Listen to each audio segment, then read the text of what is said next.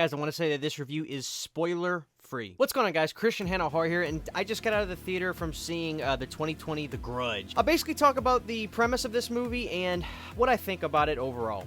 First off, I want to give a little bit of a backstory. I have seen the original Grudge and then the American version way back when, and to be quite honest, they never left a major impression on me. I never really had a feeling about them one way or the other, and I thought, you know what, I'm not going to rewatch them because I don't want to compare them, you know, so to speak, when I go to see this movie. So seeing this Grudge, you know, I can more or less say this is my experience with The Grudge. This is the Grudge I'm going to know now because my memories are very vague of the old ones. So this one is just fresh, and I'm not going to try to compare it to those at all. With The Grudge being the first movie of the year for me, I really wanted to go into this and just say, oh my god, this is one heck of a way to start the year.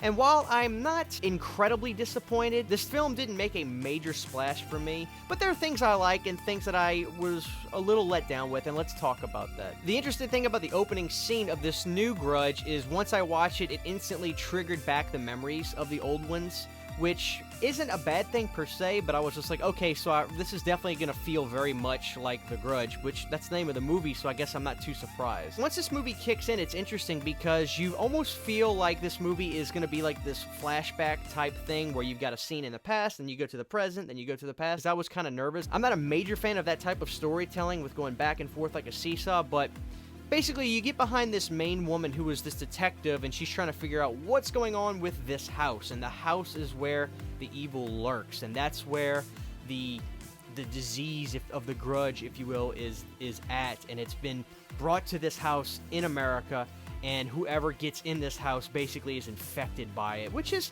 kind of nice, and I'm sure, I can't remember if that was what the original ones were, so to speak, very much, but I kind of like that, and the storyline, basically, as she's investigating these murders and what happened throughout these previous couple years, you would see the scenes while she's studying it and go back to her, and I'll say this, it wasn't boring whatsoever. I really liked the scenarios and the families and the scenes that happened from the past back to the detective that we're watching, and it never got confusing at all. So at first I was pretty nervous about that, but you know, that actually was not really a problem for me. I kind of enjoyed the way they told the story of this movie, to be quite honest with you. There were some standout actors for this. To be honest, right off the bat, there wasn't a bad actor at all in this, and what I really liked about the movie is it did not have a Hollywood feel at all. You know, it was very dreary, and all the actors, they didn't have like the perfect skin and perfect white teeth. It just felt very much real and just kind of like almost low budget, but not low budget. It just did not have a huge Hollywood gloss to it, which I thought helped the film look-wise. And some of the standout actors were Lin Shaye. She was creepy in the movie. And I like John Cho as well. He's a pretty effortless actor. He was nice to see in this movie and did a good job. I thought the movie actually had a much stronger first half than second half, and the reason is because the movie has this level of tension that's pretty solid throughout the beginning, and it stays through the movie, quite frankly, but a lot of the scenes that were extremely like eye-opening and like, oh my god, what is that, really took place in the first half, and it's almost like they pulled out their bag of tricks too early in this movie. By the second half of the movie, visually, the majority of the really creepy scenes had happened already. This movie did have moments that really had me on the edge of my seat, but then there are other moments where I called it, so to speak.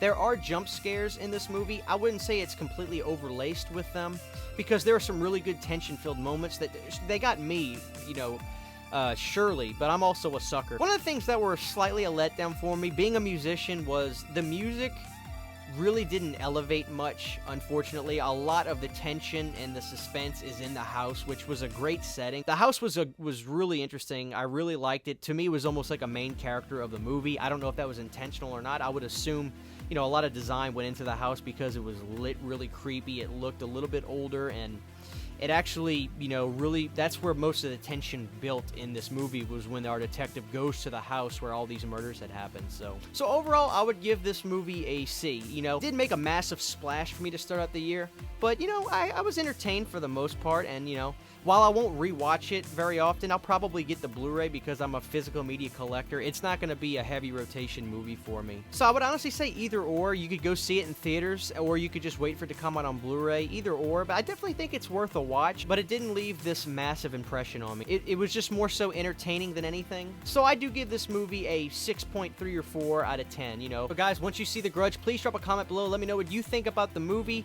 and your comparisons with the original two, the American version and then the actual Asian version. I would love to know, because it's been so long since I've seen them. I'm actually going to probably go back and see their other ones now so I can compare, because, you know, I wouldn't be surprised if they just really relied heavy on the scare tactics of the original. So that'll be interesting. So this is Christian Hannah Horror saying thank you for watching this review, and I think The Grudge is an okay movie.